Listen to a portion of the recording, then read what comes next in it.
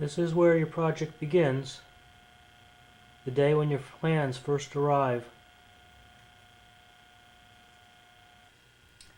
Well, that at least officially begins the project. But if you're anything like me, it probably took you years to get to this point. There are just so many great designs to choose from these days. Making the decision to go with a particular design is the most difficult choice.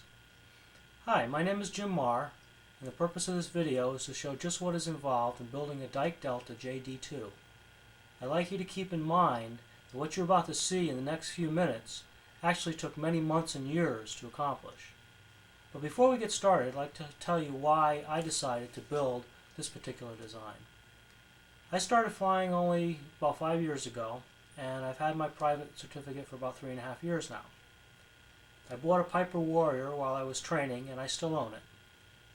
This is a plane which I can barely afford to own, even though it's leased back to a local flight school.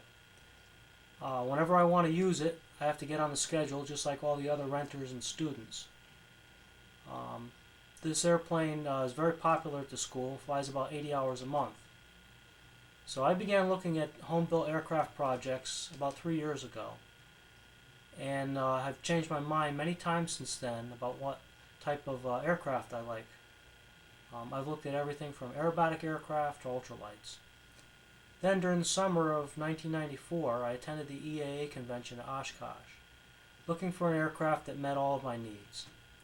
There were many that came close, but after a lot of careful analysis, the Dyke Delta JD-2 came out on top.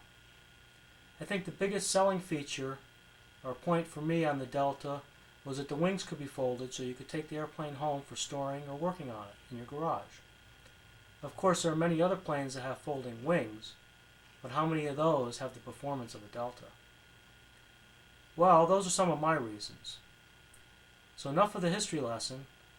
Let me show you how I got started on the most exciting project of my life. Up to this point anyhow. I'm sitting here in my office at the computer because this is where a lot of my preliminary work is being done. You don't need a computer to build a Delta, obviously, since the original prototype was built over 30 years ago, long before PCs were even thought of. The computer is just a tool which will help make the job quite a bit easier. So far I've used a spreadsheet program to enter the bill of materials, which was then sent to various suppliers for quotes. Buying all the steel at once, for instance, resulted in better prices and a better response from the supplier than if I bought just a few pieces at a time. This spreadsheet, for example, shows all the 4130 tubing necessary for the Dyke Delta. It has each of the sizes, diameters, and thicknesses with the part numbers for a particular vendor and the unit price, price per foot. There's actually a column in here that shows quantity, how much is needed. And then if you go through this down to the end, it gives you a summary of how much is needed of all the various pieces, and it also gives you quotes, helps you add up the prices for what it's going to cost for different vendors and different cost per foot for the various components.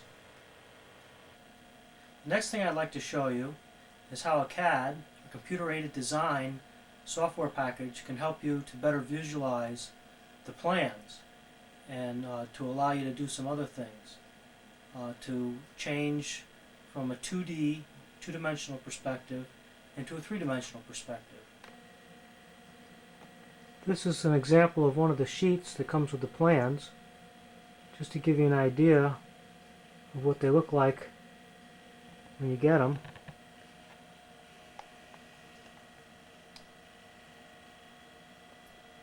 This shows the basic fuselage structure and the lengths of all the tubing that needs to be cut to build the fuselage. These two sheets, along with about 26 or 27 other ones, are what makes up the set of plans. And now I'd like to show you what these would look like from a three-dimensional perspective. Using a CAD package, all of these plans were input into the CAD package to get a three-dimensional representation.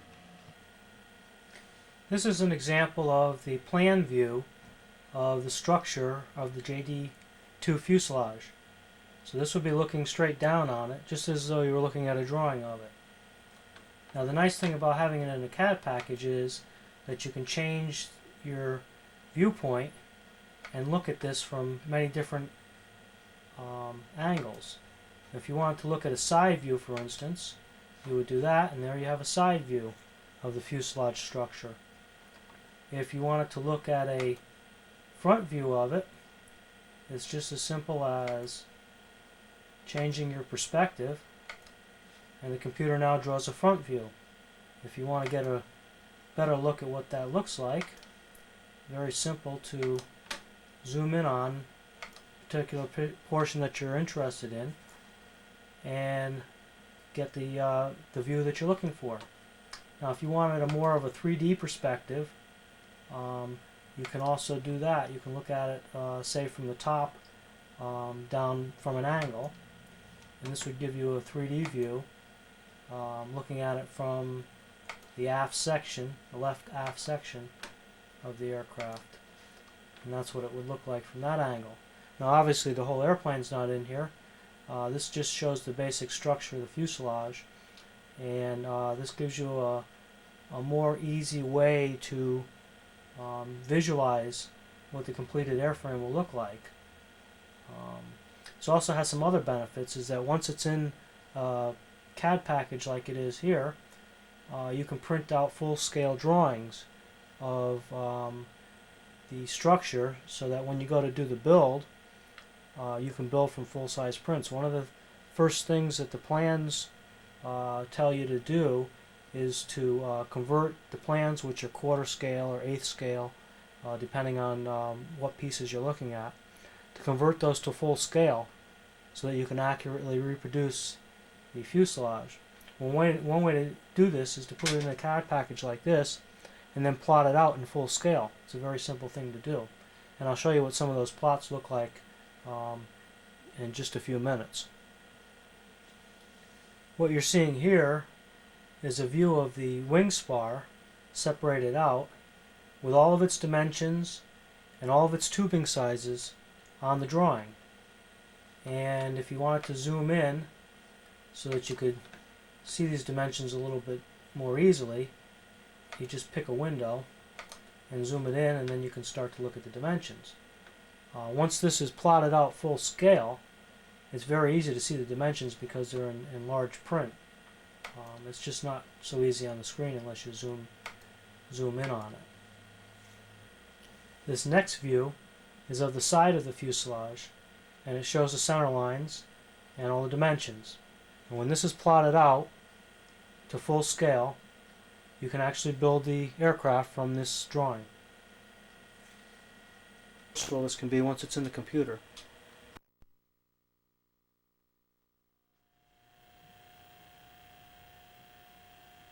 Since before starting this project I've never done any torch welding, I purchased this book titled Aircraft Welding from the EAA. This, I thought, was a good start to learning how to weld. The book gives all the welding theory you need, plus many tips and techniques of building steel tube aircraft structures. On page 56 begins a step-by-step procedure of how to construct a fuselage from tubing. The first step is to build a flat level table at a comfortable working height. As you can see, the picture at the top of this page shows a flat level table that's needed to start fuselage construction.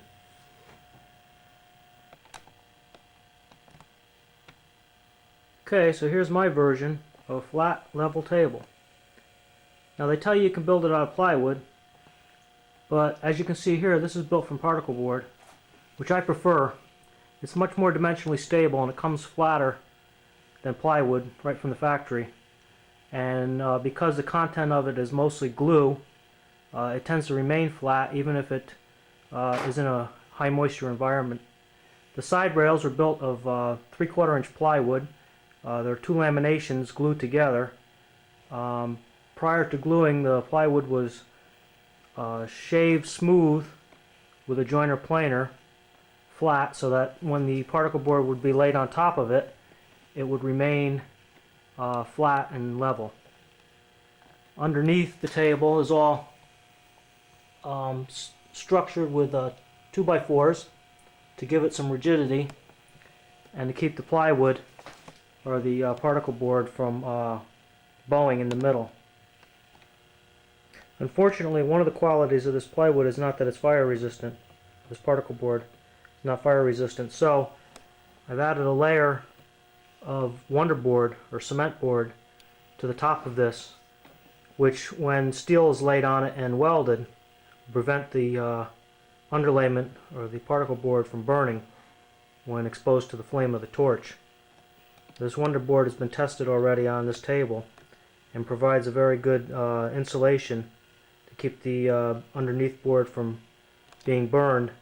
Also, this wonderboard can be screwed into or nailed into so that you can put your blocks that hold the spacing for the tubing in the correct positions, and then screw or nail it into the wonderboard and straight through into the particle board, holding everything firmly in place.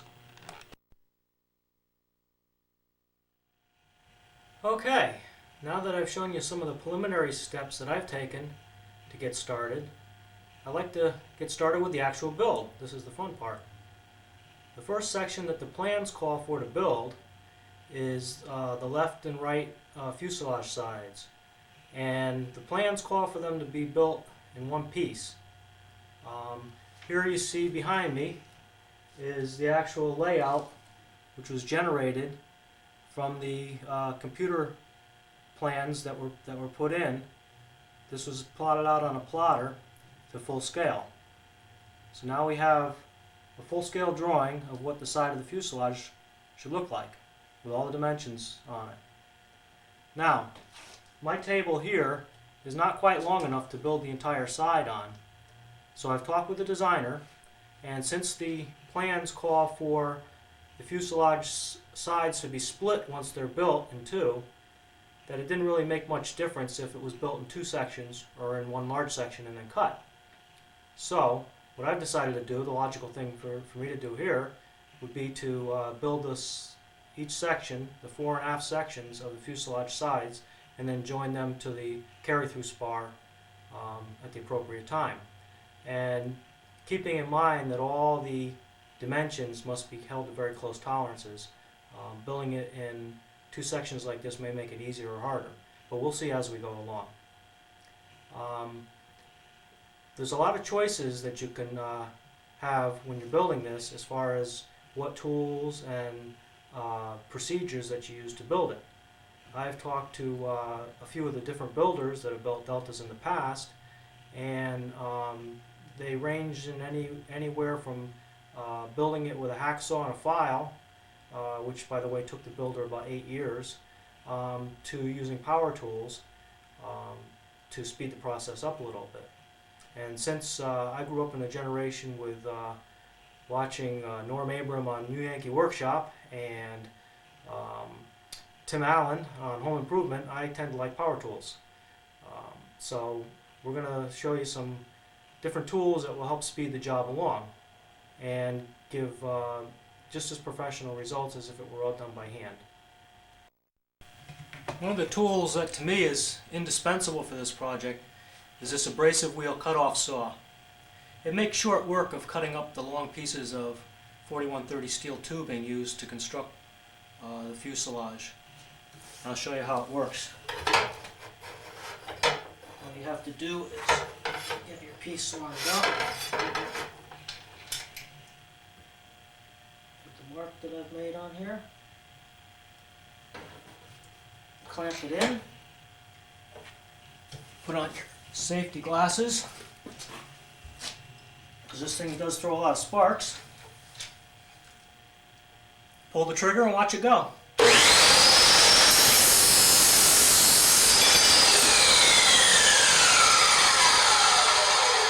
That sure beats a hacksaw, that's for sure.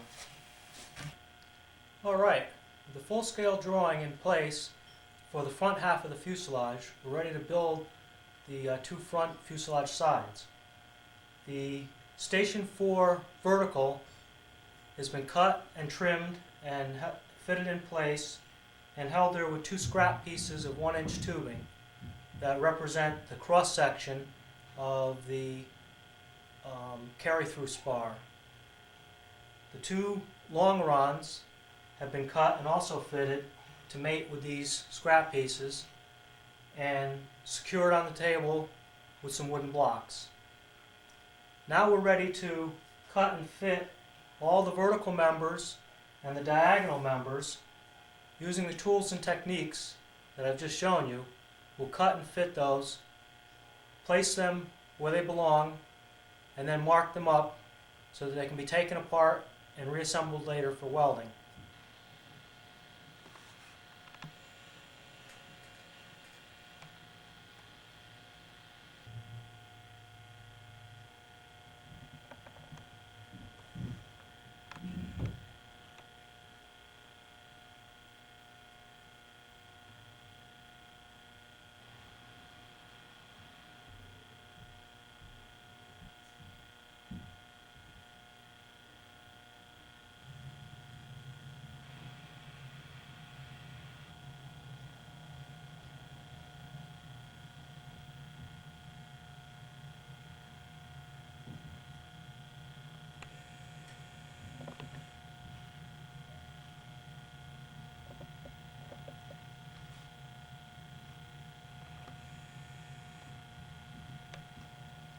Okay, now we have all the pieces necessary for the left front side of the fuselage. Now we'll go ahead and repeat the same procedure and cut and fit all the pieces for the right front side. Okay, with all the pieces for the left front side of the fuselage secured to the table, it's time to go ahead and tack weld all the pieces together to complete the structure.